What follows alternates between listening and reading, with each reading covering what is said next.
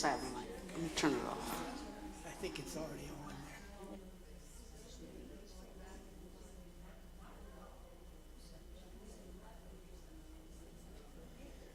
there. Are we ready, Gary? Yes, okay. Welcome to Seniors for Peace sponsored program to again have Reverend and Dr. Alicia Daly here with us.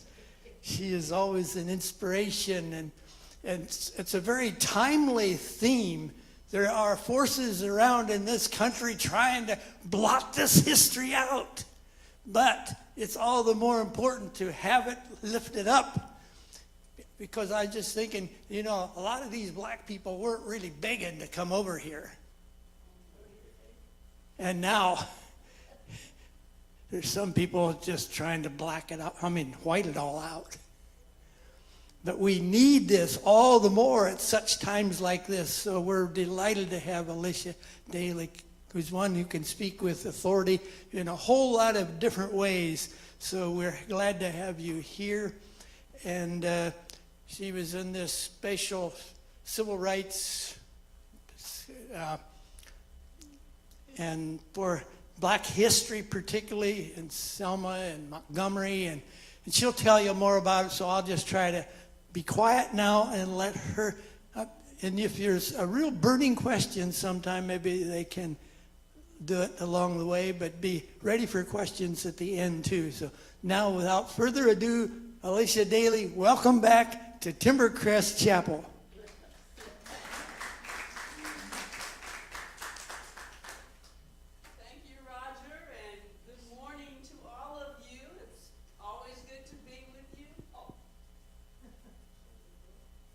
Let's start that over. Thank you, Roger. And good morning to all of you. Good to be with you back to Timbercrest again. And thank you for this opportunity to share about my travels to Montgomery and Selma, Alabama. I received a faculty development grant from Manchester to go last summer. And the intention was that I would use that information to help me build a course called Black Sociology, but the course was canceled due to lack of student interest. So I am doing the presentations. This is my third presentation. I'm doing presentations then instead of the course. So I hope that you will, I'm not going to say enjoy it, because I don't know if that's the appropriate word, but I do hope that you will be informed and that you'll be motivated to maybe renew a commitment or make a commitment for the first time. Remember, I'm a former pastor, to civil rights and to stand for justice and righteousness in this nation. So without any further ado, I will get started. Like I said, if you have a real burning question, stop me. Otherwise, I've tried to, and I will be watching the clock. I'll try to leave some time, maybe around 9:45 or 10 till, and have some time for Q&A.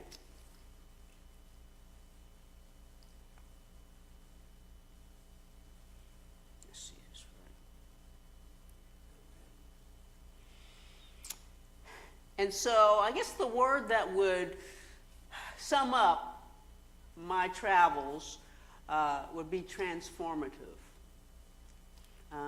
Just because I'm African American doesn't mean that I know everything about African American history. That's impossible. There is so much, and as Roger already stated, we're trying to erase, black erasure, and so. For me, it was very eye-opening, transformative. I went through a lot of different emotions during this trip, and I hope that you will pick up not just on the content, but on the emotional pieces that I went through during this trip. And so I divided this presentation into 6 parts. my visit to the Civil Rights Museum in Montgomery, to the Rosa Parks Museum in Montgomery, the Dexter Avenue Baptist Church in Montgomery, the Legacy Museum in Montgomery, and then the trip to Selma, which is only about an hour away from Montgomery, and then reflections that I had. Okay.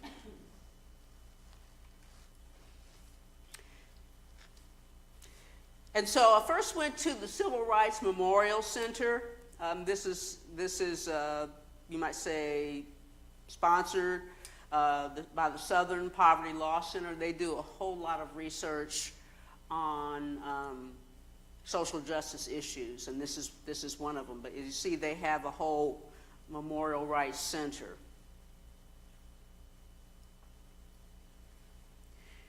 And I will say also, just many of the slides I downloaded from either news sources or the official websites of some of the museums that I visited, I should say. And then some of them were my pictures, but these that I downloaded are obviously much higher quality. So I wanted to give, though, that disclaimer and that credit to the various websites where I went to download pictures. I mean, I was there, but the pictures were much better when I downloaded them from websites. So when you're still on the outside of the Civil Rights Memorial Center, there was like a sundial-like figure, as you see there, covered with water, and there were 40 names on this structure, and these were the names of 40 men, women, and children who were killed during this struggle in Montgomery and Selma. So it's a black granite table, and then the water emerges from it.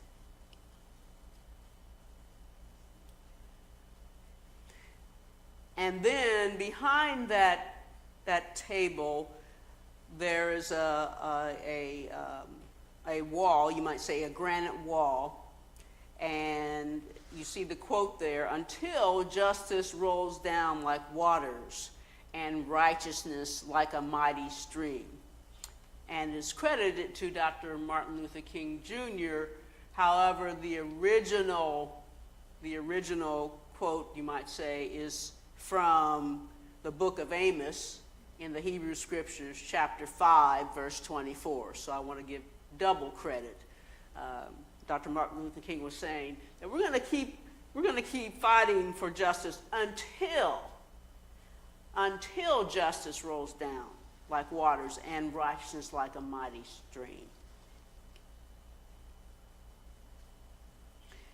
So when I went inside the Civil Rights Museum, one of the first rooms I came to was called the Martyr Room, and it had the 40 names inscribed in various parts of the room, and you can see there. I move this. I don't know if I can. That's all right. You can see the pictures. Okay, and so they had 40 people in this martyr's room.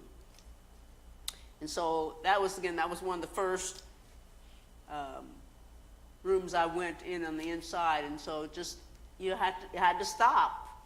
I had to stop and just kind of take it in. Okay, just because it was kind of went in a circle a little bit, and just take in not just the names, but in the martyr room it has the names and a little bit of a bio of each person, so that it humanized. It wasn't just 40 people who were killed, but who they were, so that we never forget their contribution.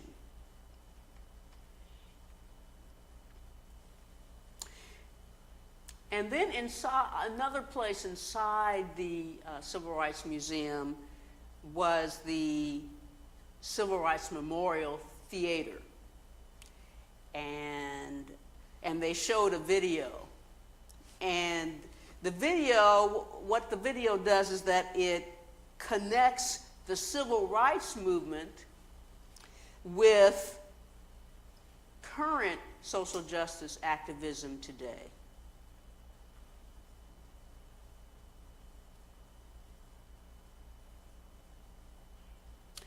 This was a quote I wrote down during the video. And it says here that this country was founded on genocide and slavery. We should teach appropriate history, not colonized history. In other words, when it says appropriate history, it's saying you need to teach not just, you shouldn't teach the conqueror's view. Okay? I mean, it happened, you show what happened, but you need to teach what happened to people who were being oppressed.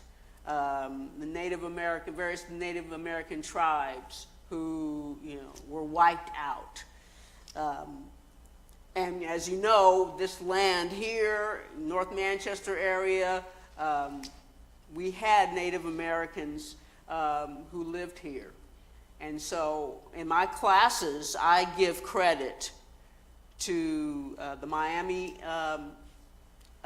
tribe, and there was another tribe that I had difficulty pronouncing that was here. And so it just makes me think and reflect that this is kind of bittersweet. Yes, it's a beautiful area, but who lost their lives? Who lost their land in order for us to have a beautiful area? And then, of course, we were founded on slavery. And the purpose, one of the things I teach in my classes, is that the purpose of slavery was economic advancement, economic exploitation. Sugar and some other crops were really popular, and so in order to meet the demand, you needed to up the supply. But if you're going to up the supply and make money, then you need to keep your labor costs very low. So slavery just fit right into this economic plan of profit.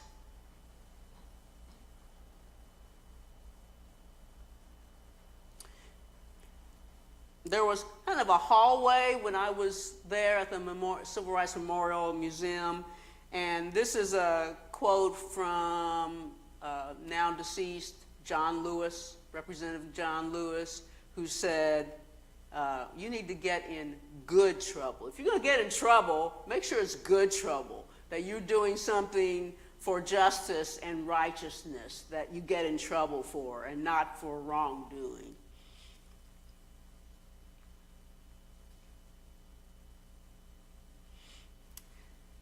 The second place I went was to the Rosa Parks Museum, and I'm going to attempt to play an introductory video.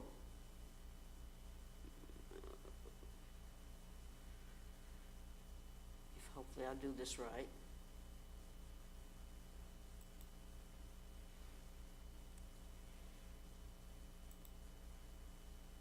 Oh, I guess I'm unable to connect to the internet, so we won't.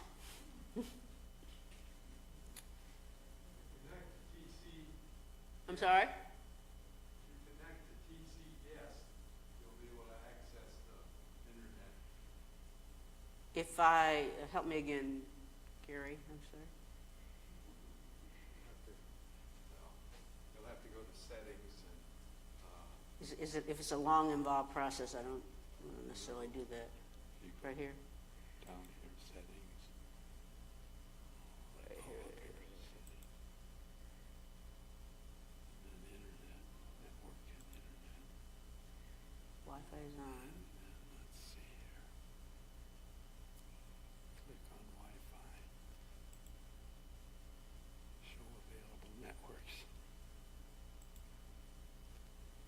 This one, Chapel Audio? No. Nope. TC guest, down here, TC guest. Click on that. And then just connect over there.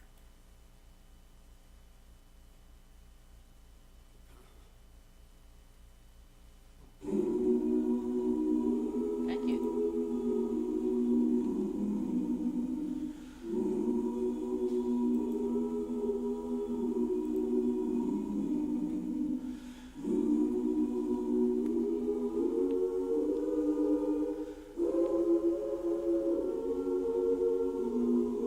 Oh, I'm sorry, you're not seeing it.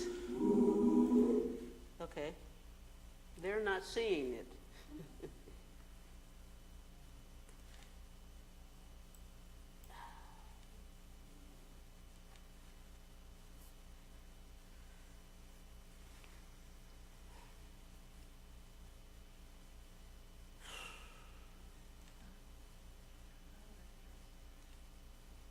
We were hearing it.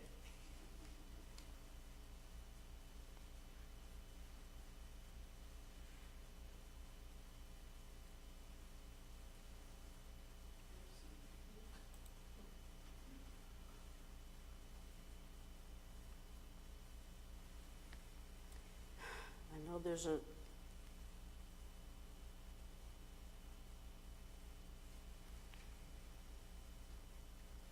I'm sure there's something easy that I'm not doing. See, this is it, but that's not, it's still showing the, Clicked on this link here. YouTube, watch. okay, I did click on it, but I can do it again and see if that, okay. And then go ahead and click on it. That's where it's taking me. It's not what you want. I don't want this.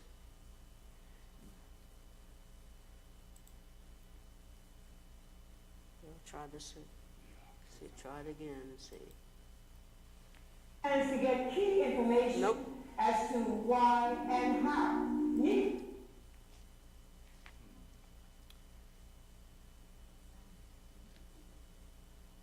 It's full screen. I don't know, and I don't want to. I'm not sure what this video was going to show you, but apparently it's not what you want. No. This is. Well, if you want to listen, you just won't see it. But if you want to listen, that's fine. I can keep working on it while you're listening. I'll start it over again. See, theater mode. I wonder if that settings.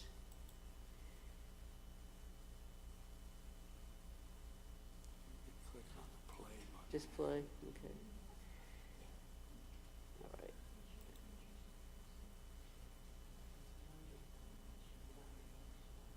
Okay.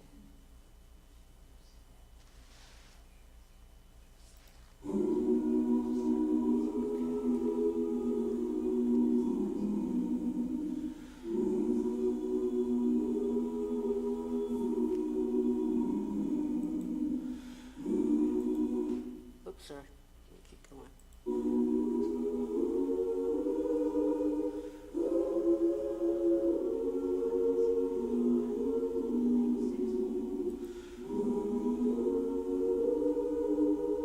My name is Georgette Norman, Director of Troy University Rosa Parks Museum here in Montgomery, Alabama. A museum that pays homage to one of the symbol events of the 20th century, the 382-day Montgomery bus boycott. On your tour I think I know what to do. You get a chance to get key information as to why and how Negroes, as they were called back then, were able to stage this historic event and become part of history yourself. Come with me on a tour of the museum. You got? Oh no, that's not. Your guided tour begins in the orientation room, where you get a glimpse into the segregated South. Begin to understand the roles of organizational structure. Yeah, there. Oh, now we got it. Okay, mean, that's what I need to do all along, was do the escape. Okay, now we'll start this and you'll be able to see it. Hopefully, keeping our fingers crossed. I can turn this down, it's a little bit loud. I can turn it down. Okay.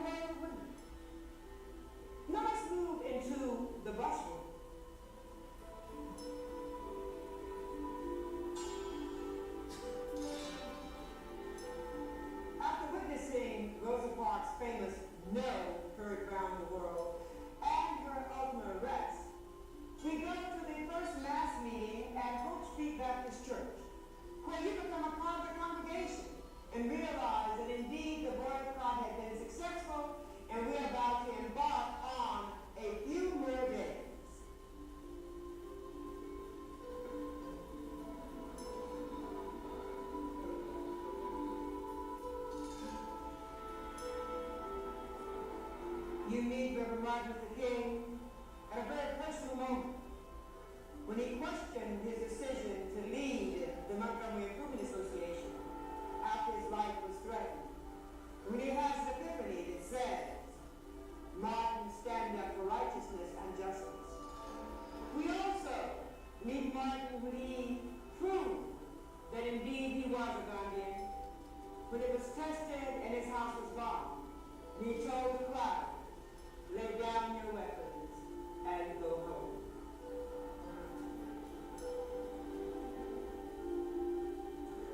We learn about national and international support for the boycott and how with 19 station wagons, the Montgomery Improvement Association started a massive transportation system.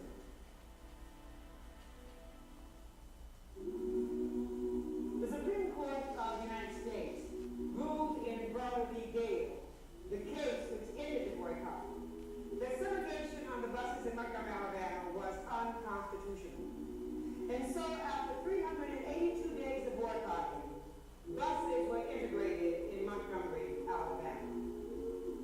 To get the full story and experience it for yourself, please visit us and enjoy the event that embarked on 10 of the most profound years in U.S. history, from 1955 to 1965. I am Georgia Boone, Director of Troy University, Rosa Parks Museum.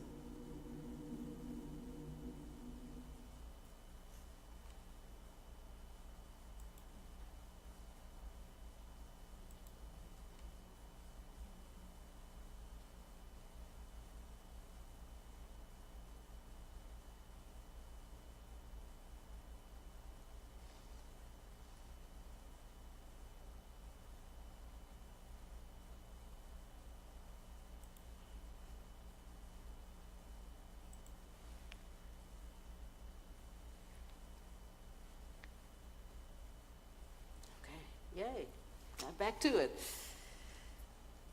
So this is one of the pictures I took while visiting the Rosa Parks Museum, just to get some images of what segregation looked like. As you can see there, There were separate waiting rooms for buses, other kinds of transportation. And then this was the whole thing about Jim Crow segregation, meant that it was legal to separate the races. And you may not be able to see all these areas, but it says here schools were segregated. Hospitals. Imagine that I would have to go to a different hospital than most of you if I wanted to get services. Drinking fountains. Some of you remember the classic Miss Jane Pittman. Remember that movie? And how, as a sign of protest, she went up to the white-only fountain and took a drink. Public parks were segregated. And periodically I'll be inserting things from my personal life just to show that I connect with this. I definitely didn't go through the severity of this, but I have some connection with this. Growing up in Indianapolis, and of course this is the North, this isn't the South, but growing up in Indianapolis, there was only one public swimming pool that African Americans could go in. This is me as a child, okay? I didn't know, my parents didn't say, but it was Douglas Park. And that was the only place my parents ever took us, my brother and me, took us to go swimming. And again, it was all black. They never took us to other places in Indianapolis. And I didn't find out till later on that was, in a sense, a form of legal segregation or separation in the North. So it wasn't just the South. It was, of course, most widespread and most entrenched in the South, but it was in the North, too. We just didn't get the rap that the South got. And you see other places, classrooms and cafeterias were segregated. Bibles to swear on in court. Interesting. If you were white, you had one Bible. If you were black, you had another Bible. They didn't want any hands, a black hand being on the same Bible as a white hand. Of course, hotels, and that's why many African Americans, when they were traveling, they could not stay in a hotel. What do you do when you have to relieve yourself? No. So sometimes it would be private homes, and maybe there might be a few places where they could stay, but usually, hotels were, no, we don't serve you. Let me say, we don't serve your kind. And then, of course, restrooms. Some of you remember the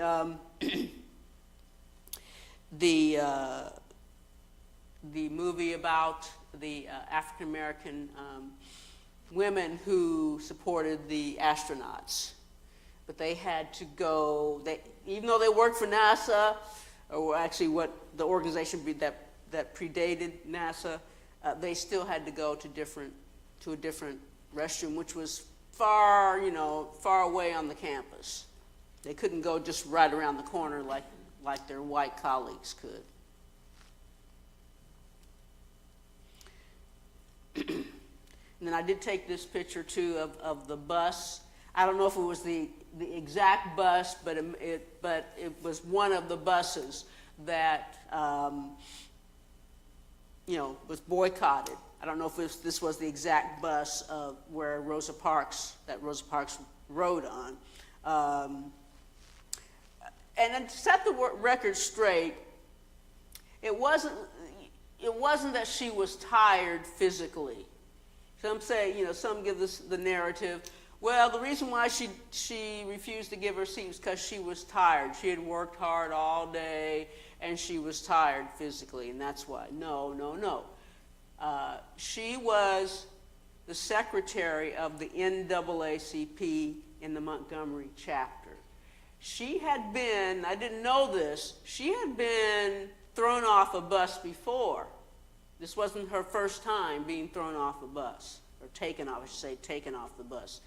She had been taken off a bus before. And so, no, she was tired. She was tired of the injustice.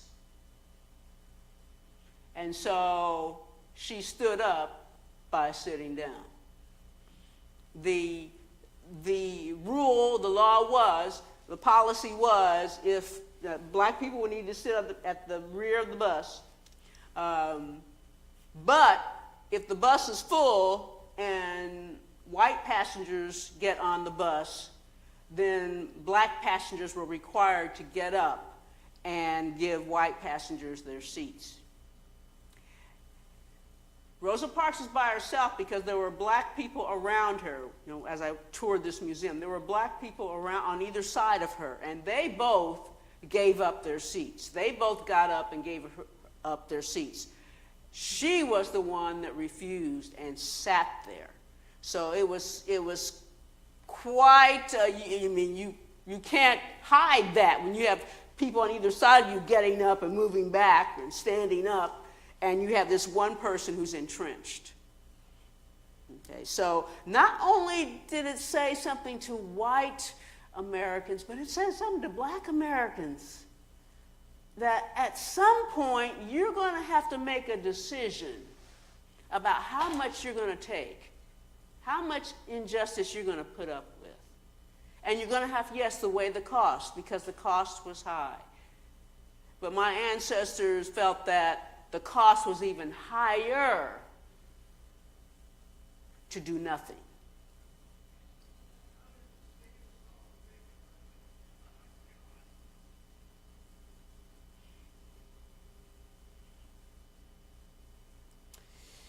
This was in the video, but Holt Street Baptist Church was where they planned the Montgomery bus boycott.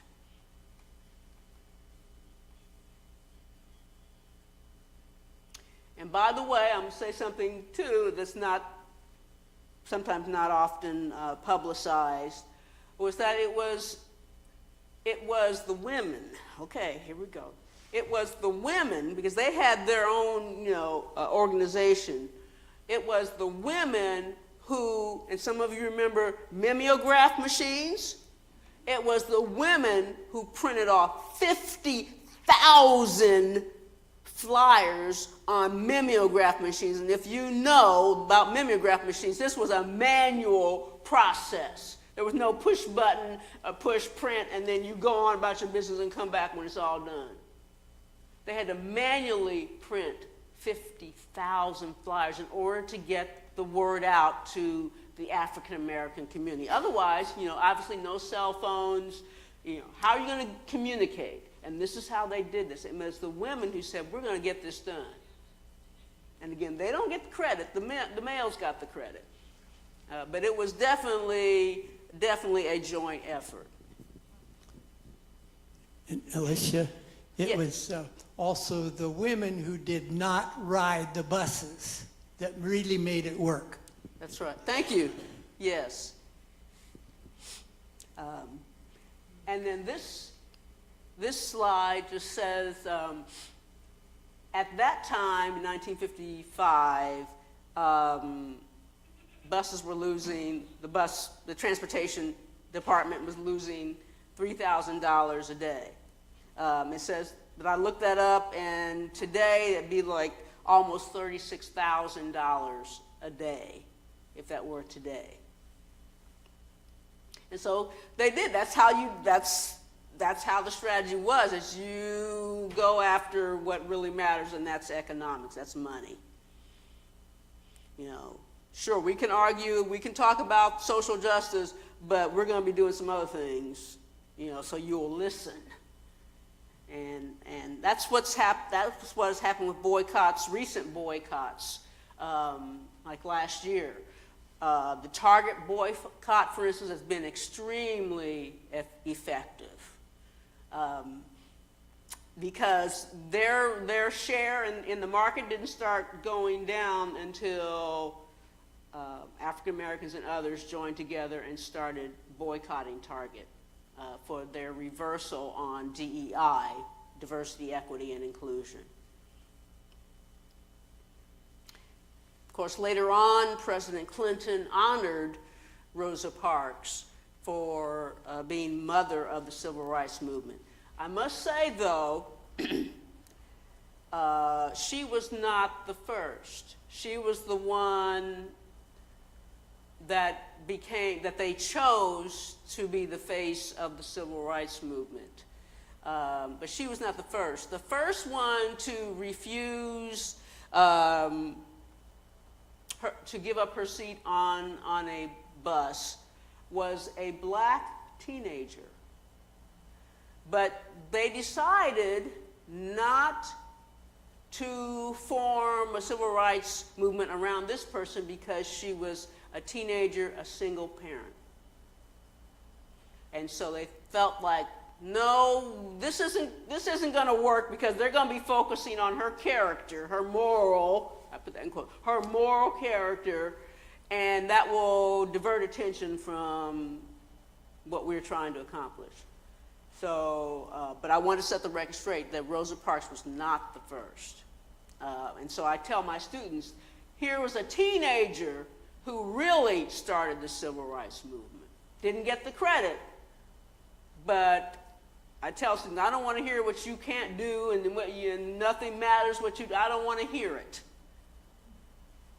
Because a teenager stood up by sitting down first, was the first one. Not to take anything away from Rosa Parks, but we have to, again, present the whole history.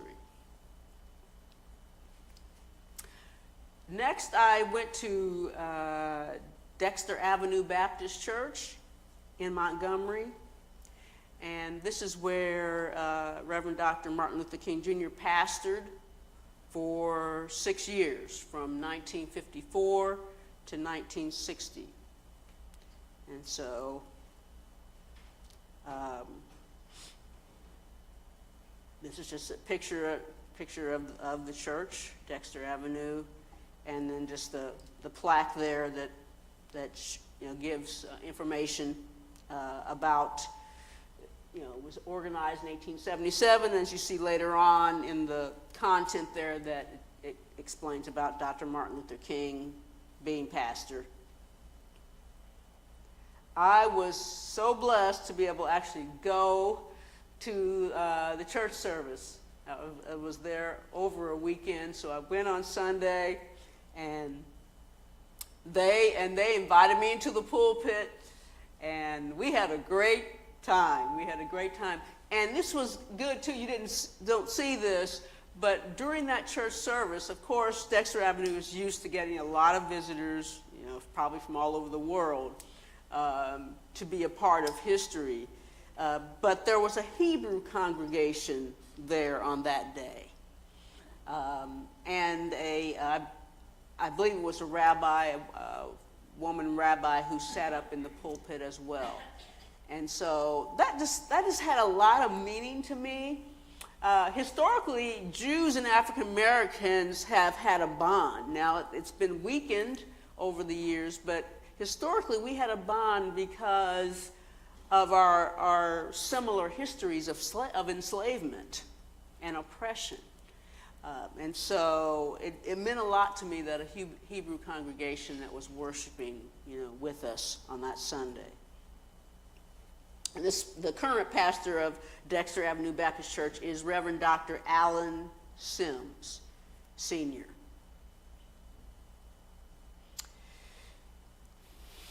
The next place I went to was the Legacy Museum. This was probably the most difficult part of my trip, was going to this museum because it covered enslavement to mass incarceration.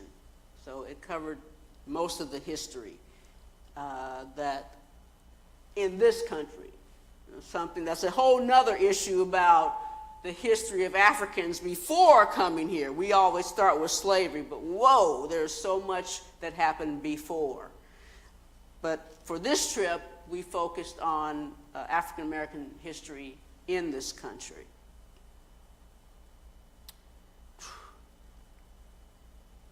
Since it's already 22, I don't want to fool with this, and I just rather kind of give my impressions on what I experienced going through this museum. This was not my picture, but I experienced this. Once you're in the Legacy Museum, you see the blue there. You walk through this room, and the blue that you see, not just the blue carpet that you were walking on, but the blue around, on the sides there, on the walls, that was symbolizing the water, ocean.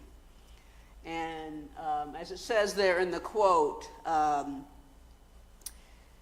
it says, the statues of chained men, women, and children stick hauntingly out of sand as simulated waves crash overhead. And we heard that.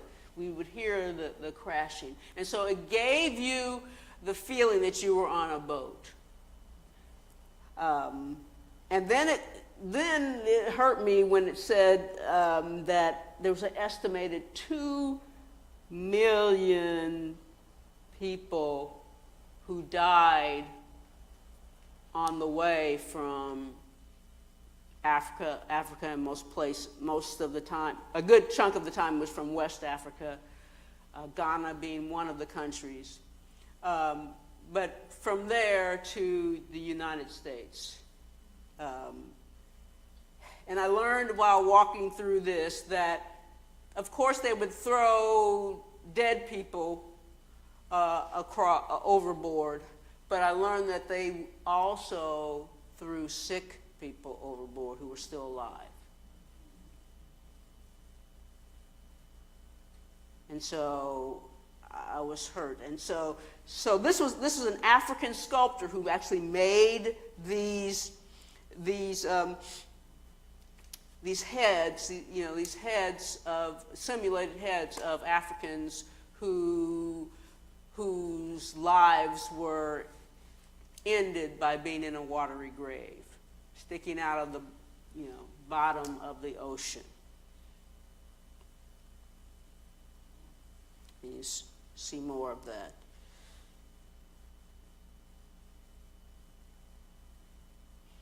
Let's see here. I was trying to get his name, but I don't see it at the moment. Okay. Again, treated like animals.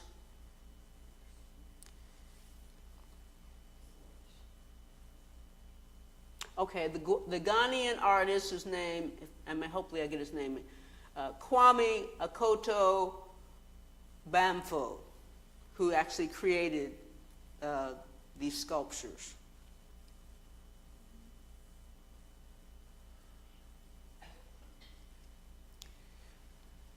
And so this says here, this museum sits on the site of a former cotton warehouse where the coerced labor of enslaved black people created enormous wealth for this nation. I already explained that. If you got free labor, sure, yes, you got to feed them, but they were barely feeding them, and that's one of the reasons we have these delicacies.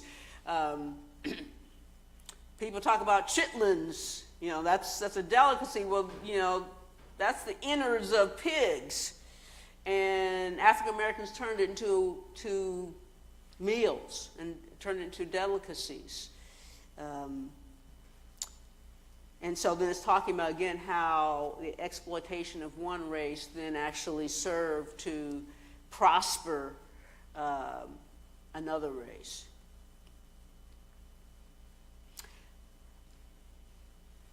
There was and I saw this, there was a caption I put in where it was from, but there was a caption that, "For the love of money is a root of all kinds of evil," from 1 Timothy chapter 6, verse 10, first part of it.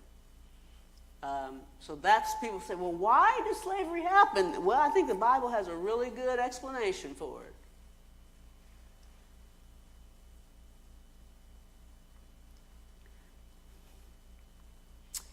While I was walking through, after I walked through with the various sculptured heads, and feeling like you're on a boat, then came into this another area where technology helped us to get a better picture of what was going on in the past. And see, always in my mind, I just thought, okay, they came over and then they just went straight to the auction blocks. That's not true. They came over and they were placed in large warehouses, like a penitentiary. And here's a hologram of someone who a hologram of someone who would have been incarcerated, because it was the same kind of thing. You were incarcerated. You were behind a chain, a door that you could not get out of. And so again, I'm walking through and see several of these holograms behind these doors. And it looked like, again, being in prison. Or think of a Costco or any kind of large warehouse being full of Africans who were then taken to auction blocks, but they were held here against their will in these large warehouses. You gonna lift up that quote that slavery is next thing to hell? Oh, yes. Yes, see that? Thank you for that quote. Yes. Slavery is the next thing to hell. And people talk about, well, there was always slavery, wasn't there? Yes, but this was a different form. This was called chattel slavery. Again, the purpose was profit. And there was a whole theology, don't get me started. There was a whole theology that justified slavery. I don't know if you heard recently, the Church of Scotland repented of their role in slavery, of the theology they used. I wish some other churches would.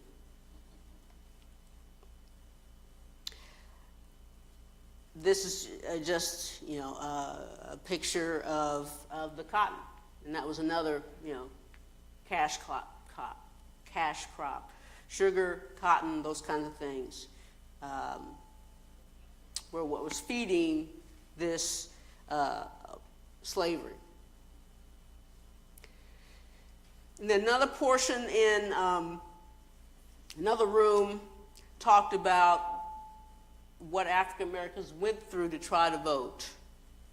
Oh, we're moving back now with this recent Supreme Court decision that legalized gerrymandering, so that if you have a majority black district, now you can break that up so that it will not be a majority black district anymore, so that we will have less representation in Congress. That is now legal.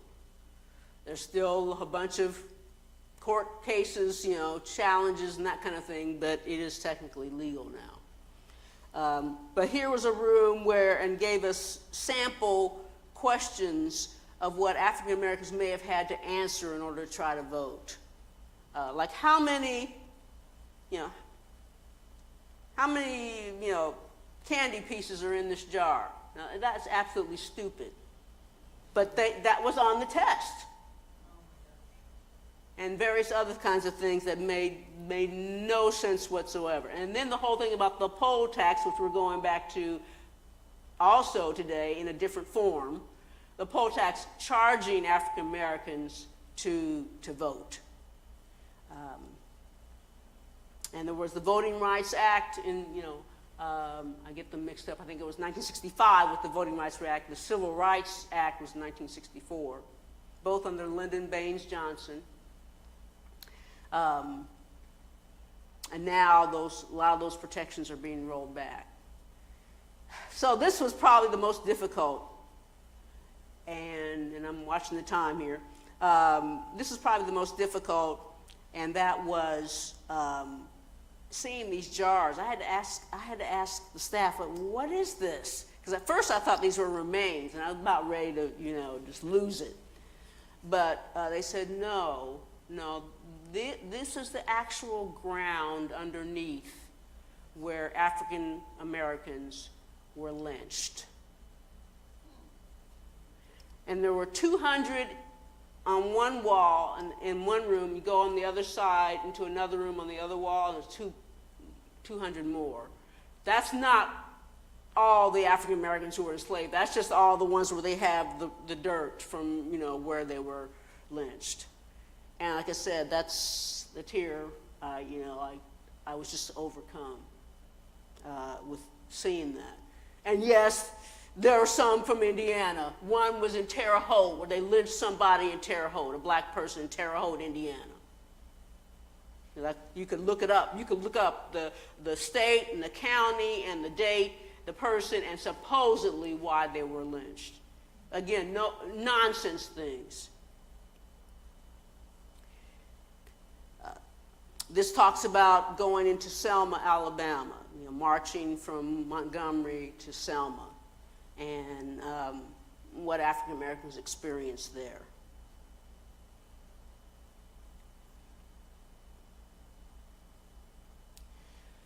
This goes to the incarcerated part, in mass incarceration, and what you do is like you would do in a regular prison. You can't see, you can't touch them, you can't, you go up, you get on a phone, and they tell you their story. And it humanizes them, because the first thing you want to know is, well, what were they sent up for? What did they do? None of that. They told their story, who they were, who they are. Selma will quickly, I did walk the bridge and reflected on my way. It goes over a river, and I reflected as I was walking.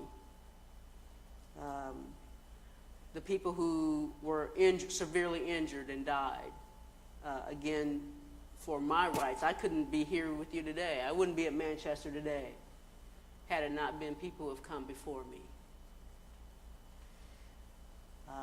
Then I want to say I met Martin Luther King Jr.'s former bodyguard. He's back here. If you can see, very much this tall man in the corner. He was a teenager at the time, 19 at the time, but his name is Benny Tucker, and he was Martin Luther King's bodyguard for Selma. Okay, and had a chance to hear from him. He said one time there was a group of them together, and Martin Luther King told them, he said, there's a very good probability that somebody's going to get killed. And he told them, he said, if you want to leave now, please do. And no one left, knowing that somebody could get killed. See here, historic Brown Chapel, AME Church, where they planned civil rights, strategy. Finally, my reflections. There was a reflection room in the Legacy Museum, and again, you see there all the pictures, and you just go through, and then you can sit down. You see the little benches there, and that's what I did. I just sat down for a while and just thought and felt. Again, it was overload. I didn't sleep well that night at all. Didn't sleep very well. Tossed and turned. Last is that this was in the theater of the Legacy Museum, and you had an opportunity to put your name on the wall, to commit yourself to justice. And so I had a chance to do that, to pledge myself to renew my commitment to civil rights. And that's all I have to share. And, you know, this is what I want to leave you with, is silence is violence. If we're quiet, we are enabling evil to continue. Any questions? Any questions?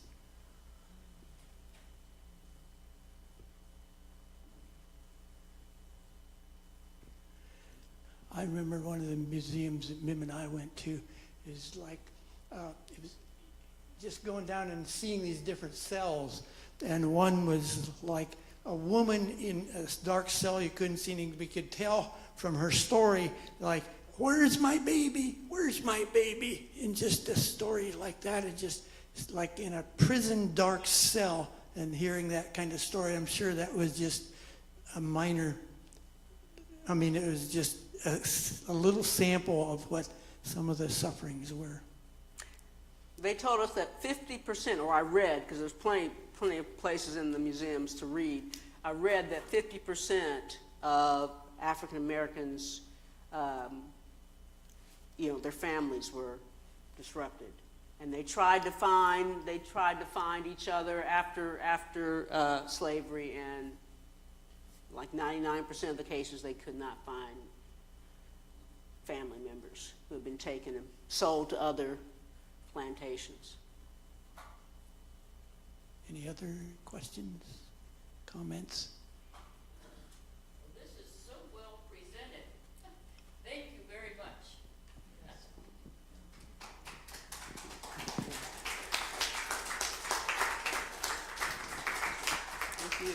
Thank you. Thank you for again coming back, and we hope to come back again sometime. Just a few weeks. And right, Juneteenth, you will see her again.